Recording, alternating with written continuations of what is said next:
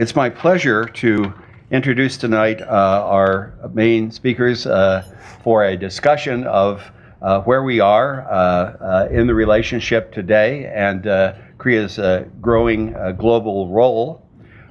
We are very honored to have the Ambassador of the Republic of Korea to the United States, His Excellency Choi Young-jin, with us this evening. As was mentioned earlier, we are especially honored because his president is visiting Washington in just a few weeks, and all of us who have been in diplomatic service knows what that means. You have no time for about a month before the visit takes place, but he has come as he had promised this evening, and we're very grateful for that. Ambassador Choi has had a long and distinguished 40-year career as a diplomatic representative of his country and an international statesman. He, as his originally in his career, he was, I think you call it French school. He was educated in France, part of his education was in France. He served in France, Francophone countries. Later in his career, he served in the United States. He was Deputy Executive Director of a very important institution that was set up in the 90s, the Korean Peninsula Energy Development Organization, which was charged with implementing the agreed framework between the DPRK and the United States and Republic of Korea. Japan was also involved, and he served an important position there. He has gone on to be his country's ambassador to Austria and to Slovenia. He has served as a Assistant Secretary General at the United Nations. He served as his country's ambassador to the United Nations. He served back in Seoul as a Vice Foreign Minister, and of course his current assignment, Ambassador to the United States. His interlocutor tonight is our chairman of the Korea Society, Ambassador Thomas C. Hubbard. Ambassador Hubbard was my boss in Seoul when I was his deputy, and he was ambassador. He has also been ambassador to the Philippines as well as to the Republic of Korea. He is currently with McClarty Associates and is chair of the Asian practice for that consultancy in Washington, D.C., in addition to his major role, unpaid role, but we take a lot of his time as chairman of the Korea Society. In addition to that, Ambassador Hubbard, for many, many years, was probably the most knowledgeable career diplomat on Japan, and has deep experience in our relationship with Japan as well. He served in other Asian countries as well. With that introduction, please help me welcome to the stage for a conversation about the U.S.-Korea relationship, Ambassador Choi and Ambassador Hubbard.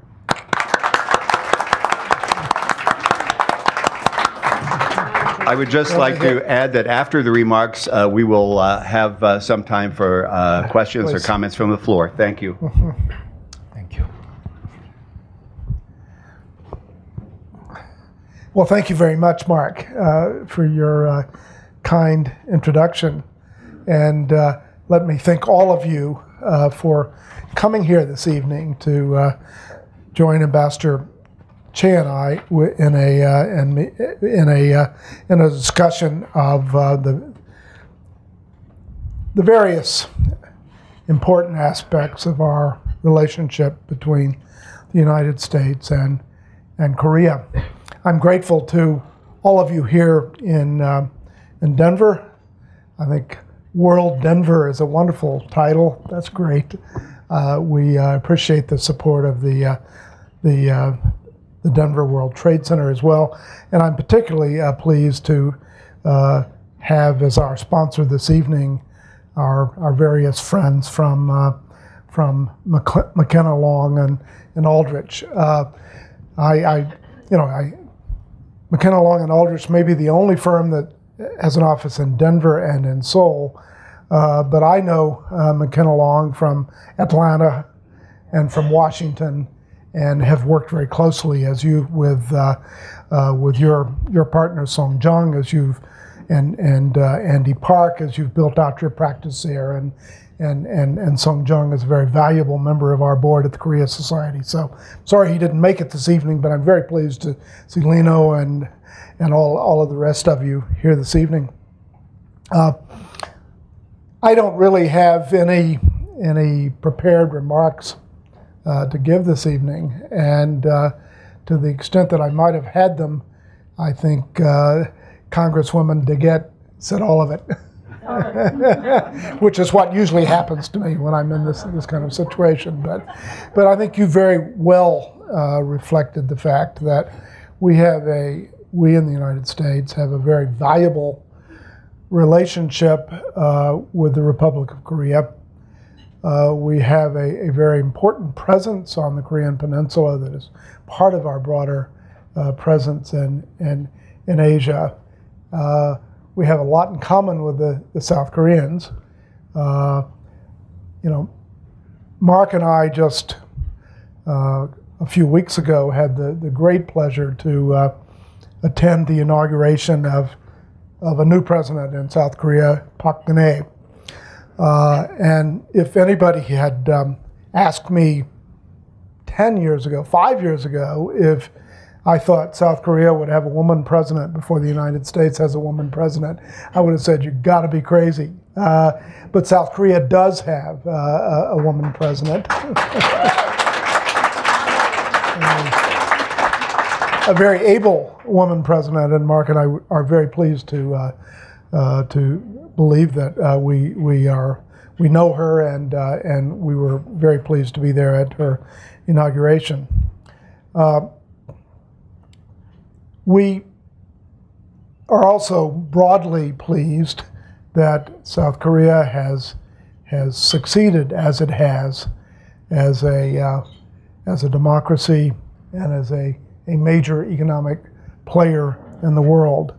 And again, going back 20, 30 years, did anybody think that Korea would be such a vibrant democracy that it would successively elect different parties to the presidency and have a woman as president? I think it is kind of hard to contemplate. I don't think any of us ever imagined 20 or 30 years ago that South Korea would be one of the world's top economies, somewhere in number 12 or 15 in global economies, and even higher than that in per capita income.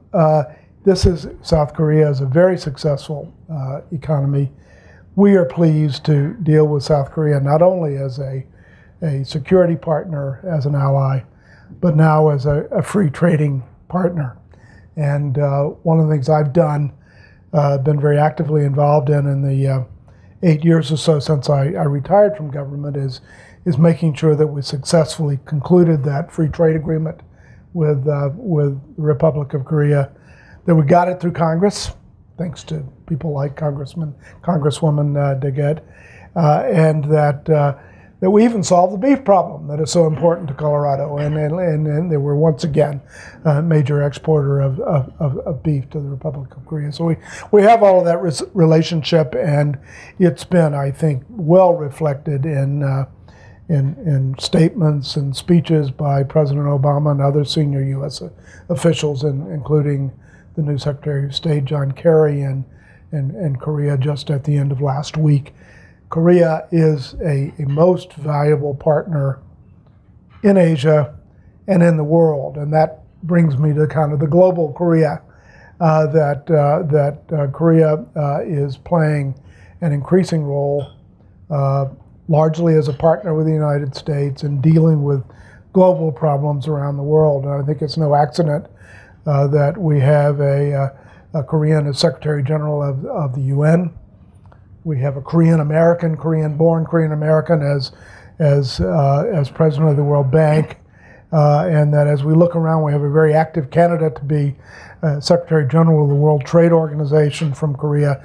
Korea is reaching out, trying to lead the world community into solving our economic problems, building more inclusive growth around the world and dealing with the environmental problems and everything that stems from global warming. So South Korea is a very wonderful partner.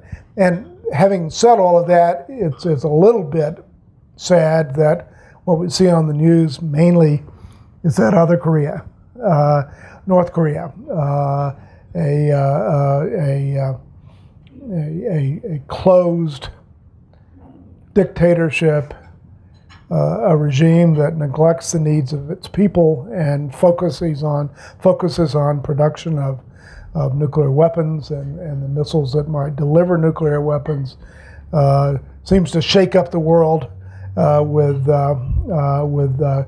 bombast that we haven't heard for many, many years. I was talking to Russell Kemp earlier about he was in Colorado Springs with his 11-year-old daughter, who turned on the television and was kind of frightened to learn that Kim Jong-un was targeting Colorado Springs, with his nuclear weaponry. And the good news is, we know he can't hit Colorado Springs with anything like a nuclear weapon, and he probably can't hit Guam either. But still, this over the medium to long term, this North Korean nuclear weapons program is a big problem. The tensions we now see around the Korean Peninsula is a big problem, and one that in some ways detracts from the success we see elsewhere in Korea, but is something that we have to work together on. So I just said what Congresswoman DeGette said very briefly, and many more words right now. But Korea is a very interesting topic, a very important topic, and I'm so pleased that we have Ambassador Choi here this evening to talk about it with us. And so with no further ado, I'd like to ask Ambassador, do you have any opening remarks you would like to make? And we can move forward with our own discussion and questions from the audience. First of all, I'd like to thank you for this invitation. And when I watched some ball games played by Colorado Rockies, Denver Broncos, Denver Nuggets, I dreamed one day I could come to Denver myself. Today, here I am.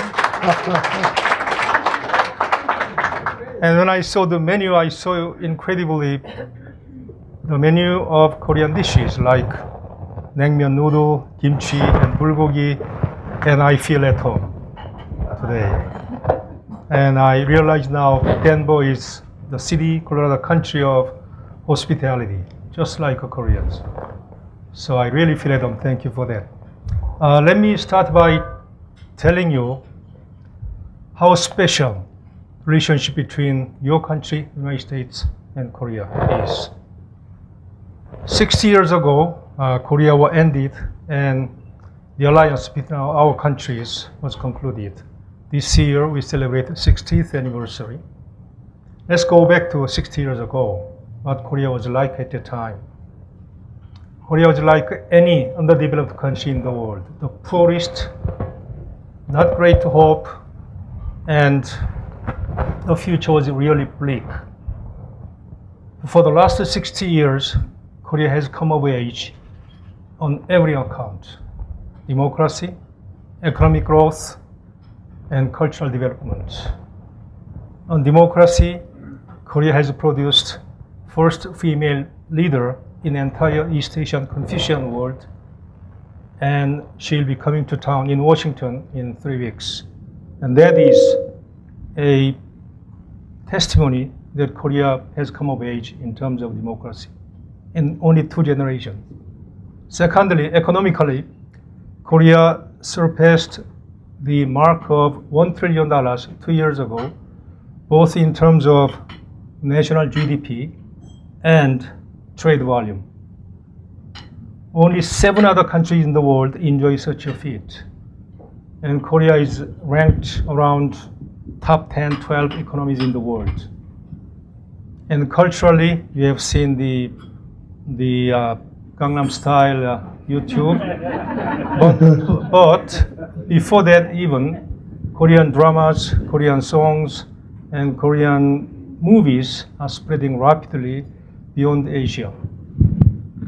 What I trying to say is these has been all possible thanks to American friendship and alliance. Before I came here, I served in Africa for 3 years with a peacekeeping operation in the United Nations. When I met the president of the country, he asked me, what is the secret of the success of your country? 60 years ago, when that country has become independent, the per capita income and prospect was much better in that country than in Korea. But now, most African countries import from Korea cell phones, cars, air conditioners, TV sets, almost all the industrial products rather than importing to Korea. So this has been possible thanks to the relationship between our country and American, your great state. And Korea people do not forget. Because Korean people think Korea is the best success story of all American engagement in history. Which country can you suggest as a rival of Korea, which benefited so much of the engagement abroad? And Korea is the only country I learned from Korean War veterans in America, only country which established a revisit program for Korean War veterans. No other country in the world does that. For peacekeeping, for the Peace Corps members also, we have a revisit program for them to invite them to watch what difference they have made in Korea and take pride what they have done.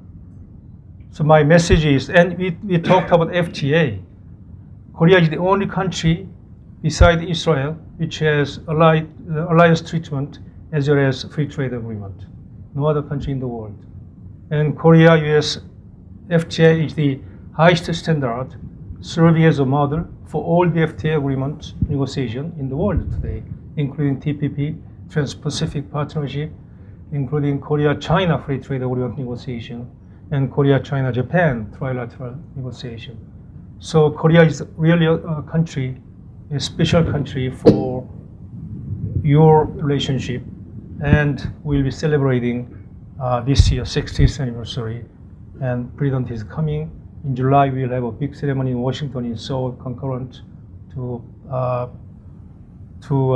take stock where we are now, but also to envision how we can make this special relationship relevant well into the 21st century.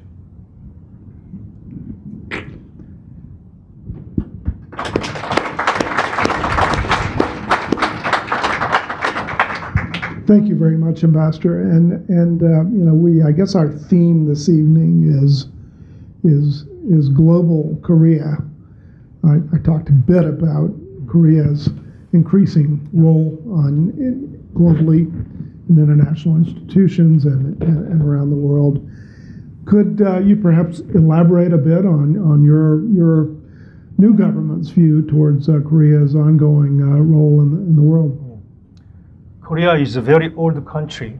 On the table we discussed when city of Seoul, the capital, was established, and we have traces that capital existed even 2,000 years ago. So old country, but Korea remained parochial most of the time. We are confined in the small sphere of Korean Peninsula until America came to open our door. And thanks to development of economy, Korea is becoming increasingly regional because we are contributing the peace and stability of the region as well, Northeast Asia. And recently, the slogan of Global Korea has become the watchword for the population as well as the government. And the proof is Korea has become the very first country on record who transformed itself from assistant recipient country to assistant donor country. And this is one of the strengths on which Korea is building itself as a global country. And Korea is very keen on making itself global because otherwise we cannot thrive. perhaps we cannot even survive. We depend heavily on our trade with outside the country. We have virtually no natural resources. All we have is human resources, our brain power. So without going global, our future is not very promising at all. So we become assistant donor country. We are spreading our relationship in Africa and Latin America. But also we try to host many international conferences in Korea, such as APEC Summit, Nuclear Security Summit, G20 Summit meeting in Korea to link Korea with the outside world. But most of all, with the trade and investment, I think Korea must pay attention to making itself global, because without exposing itself, without enhancing its competitiveness, Korea can only stagnate. And we are determined to go global, and America is our best partner when Korea goes global. And on diplomatic issues, we are on the same page with America when it comes to such difficult issues like Afghanistan, Iran, Iraq, Syria, Libya, even on Somalia. So that proves that Korea is determined, but also is going global based on its own determination and economic strength, but indispensably with the partnership of America. Well, thank you. You might note that among Korea's other distinctions is having the first company, Samsung, to genuinely challenge Apple out in the world of smartphones, and I think that's a symbol of the creativity of Korean industry and of your potential success in the world. So I hesitate after we talk about all of these positive things to bring in the North Korea issue, but you mentioned that we've been collaborating very well in dealing with issues from Somalia to Iran to Afghanistan. But how do and how can the U.S. and South Korea collaborate together on that issue closest home for all South Koreans, the North Korea issue? How do we go about bringing about a better situation on the Korean Peninsula? To explain the issue of North Korea, I'd like to introduce the concept of American exceptionalism. Because early last century, when East Asia was opening itself, European powers, they came to our region with the paradigm of colonialism, military raids. But America, unlike the old colonial powers, came to our region with a paradigm of trade and open door policy. That made all the difference.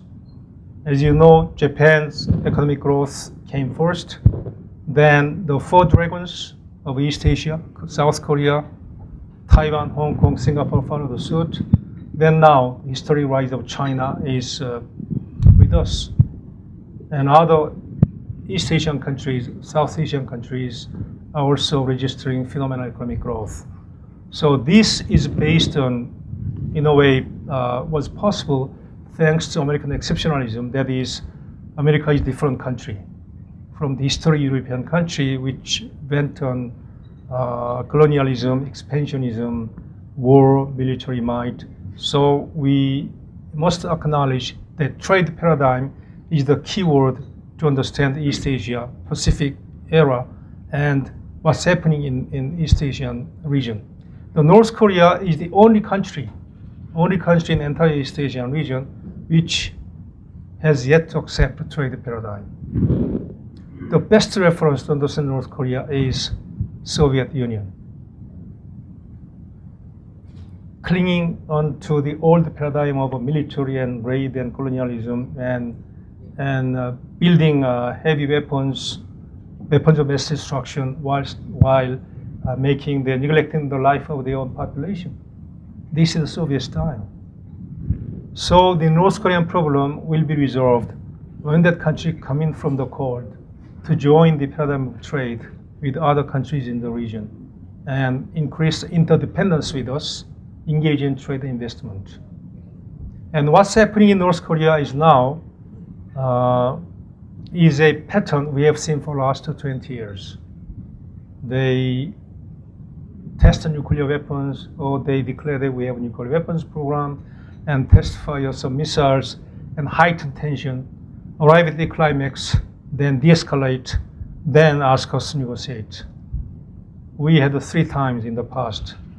But this time, my best feeling is either the current tension, the phase of escalation is at the peak, arriving at the culmination, or near there, because we are still waiting whether North Korea will test fire their medium-range missiles called Musudan. But we are very near the peak, and I predict that the escalation will be coming very soon, and North Korea will ask a negotiation with us. But I think North Korea is mistaken this time, because unlike in the past 20 years, neither Washington nor Korea will reward their unacceptable behavior. So if they try to pattern what they tried the last 20 years, this time it cannot possibly work. So the picture is not very bright, because negotiation will not easily take place. Even if it takes place, it must be preceded by North Korean demonstration that they are different this time in approaching negotiation. But there is one silver lining, that is China. Because China accepted the trade paradigm, China is more and more increasingly on the same page with America and Korea and Japan. So that means North Korea is becoming more and more burden or liability for China. And Beijing will see increasingly the future lies with us. For example, last year, China's trade with US, Japan, Korea combined exceeded $1 trillion of trade. So their future is with us. In other words, North Korean problem becomes a problem for China, not as something they can cherish. So we are talking with China with an increasing level of acceptance that something must be done together on North Korea to make that country come in from the cold. In other words, abandon Soviet-style military paradigm and adopt Chinese style or even South Korean style of trade paradigm, and get rid of the weapons mass destruction program and accept our investment and engage in trade. So I am not too much worried about, barring unacceptable conflict taking place, too much worried about current rhetoric of hyperbolic words from North Korea, because it will de-escalate and negotiation offer will come and go. But in the end, the nuclear weapons problem is linked to the North Korean problem itself, and we have to tackle these 2 issues together, and the solution is make North Korea come in from the cold.